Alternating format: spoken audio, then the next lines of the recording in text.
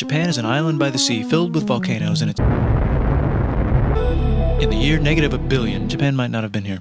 In the year -40,000, it was here, and you could walk to it, and some people walked to it.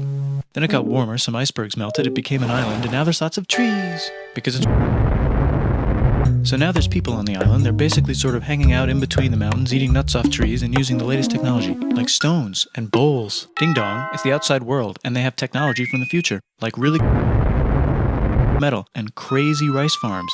Now you can make a lot of rice really quickly. That means if you own the farm, you own a lot of food, which is something everybody needs to survive. So that makes you... Rice farming and rice kingdoms spread across the land, all the way to here. The kingdoms were here, and here. But this one was the most ruled by a heavenly superperson, or emperor for short. Knock knock, get the door, it's... The new prince wants everyone to try this new religion from Biek. Please try this religion, he said. No, said everybody. Try it, he said. No, said everybody again, quieter this time. And so the religion was put into place, and all the rules that came with it. Then the government was taken over by another clique, and they made some reforms, like making the government... Hi, China, they said. Hi, dipshit, said China. Can you call us something else other than dipshit, said Japan. Like what, said China. How about... said Japan.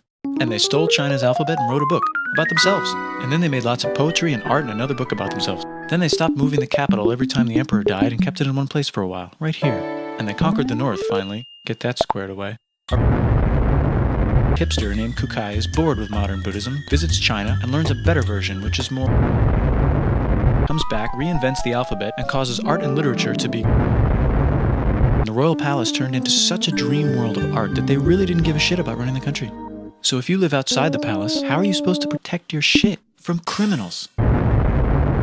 Everyone started hiring samurai. Rich, important people hired samurai. Poor people who could not afford to hire samurai did not hire samurai. The samurai became organized and powerful, more powerful than the government, so they made their own military government. Here, they let the emperor still be... But the shogun is actually in control. Breaking news, the Mongols have invaded China. We've invaded China, said the Mongols. Please respect us, or else we might invade you as well, said Japan. So the Mongols came over, ready for war, and died in a tornado. But they tried again, and had a nice time fighting with the Japanese, but then died in a tornado. Then the emperor overthrows the shogunate. Then the shogunate overthrows him back and moves to Kyoto and makes a new shogunate. And the emperor can still dress like an emperor if he wants, that's fine. Now there's art, like painting with colors, poetry, plays, fun, parties, gardening, architecture, flowers. It's time for who's going to be the next shogun. Usually it's the shogun's kid, but the shogun doesn't have a kid, so he tries to get his brother to quit being a monk and be the next shogun. He says okay, but then the shogun has a kid.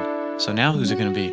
Vote now on your phones. And everyone voted so hard that the palace caught on fire and burned down. The shogun actually didn't care, he was off somewhere doing... And the whole country broke into pieces. Everyone is fighting with each other for local power, and it's anybody's game.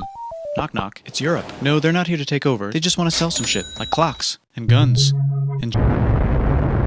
So that's cool, but everyone's still fighting each other for control, now with guns. And wouldn't it be nice to control the capital, which right now is... This clan is ready to make a run for it, but first they have to trample this smaller clan, which is in the way. Surprise, the smaller clan wins, and the leader of that clan steals the idea of invading the capital and invades the capital, and it goes very well. He's about halfway through conquering Japan when someone who works for him kills him, and then someone else who works for him kills them, and that guy finishes conquering Japan. And then he confiscated everybody's swords, and made some rules. And now I'm going to invade Korea, and then hopefully China, he said, and failed, and also died. But before he died, he told these 5 guys to take care of his 5-year-old son until he's enough to be the next ruler of Japan. And the 5 guys said, yeah, right, it's not going to be this kid, it's going to be one of us, because we're... And it's probably going to be this guy, who happens to be way more rich and powerful than the others.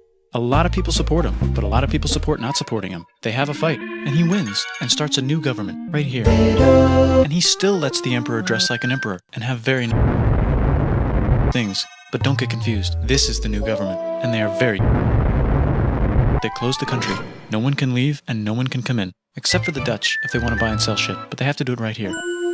Now that the entire country was not at war with itself, the population increased a lot. Business increased, schools were, roads were, everyone learned to, books were, there was poetry, plays, times, puppet shows, and studies. People started to study European science from books they bought from the Dutch. We're talking geography, skeletons, physics, chemistry, astronomy, and maybe even electricity.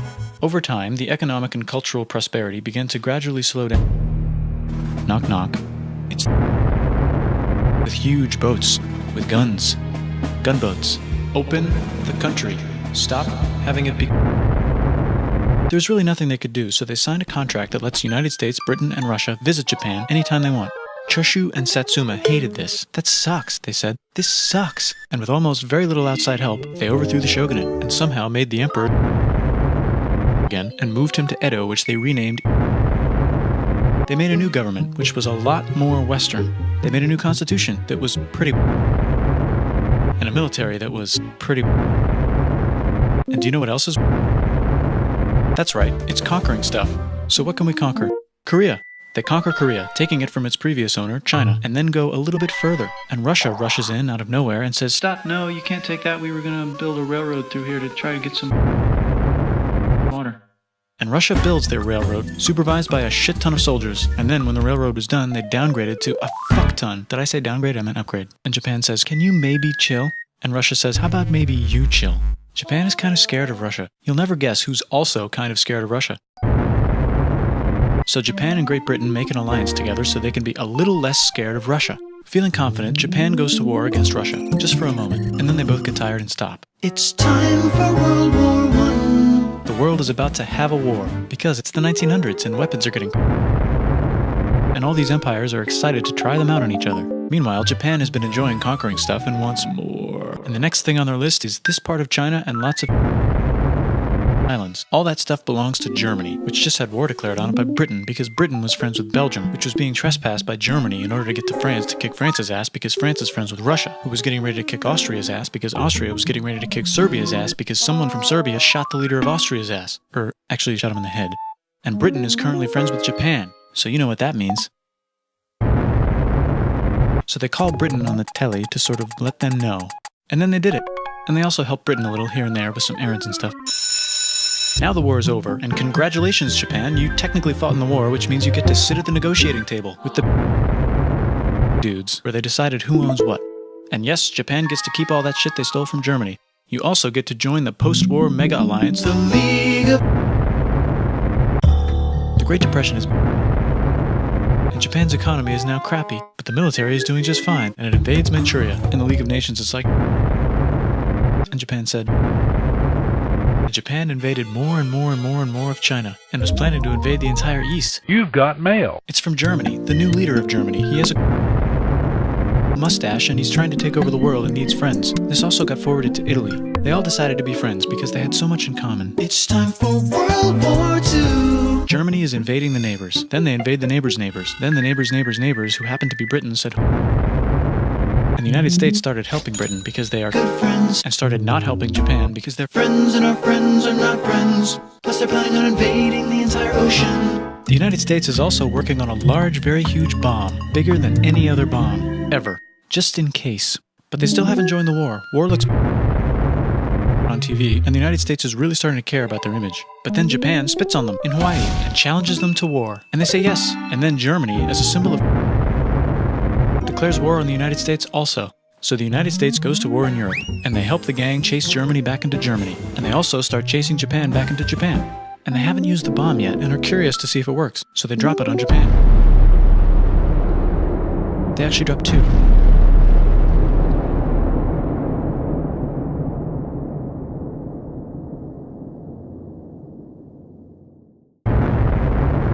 The United States installed a new government, inspired by the United States government, with just the right ingredients for a post-war economic miracle. And Japan starts making TVs, VCRs, automobiles, and camcorders as they can, and also better than everybody else. They get... and the economy goes wild, and then the miracle wears off. But everything's still pretty cool, I guess.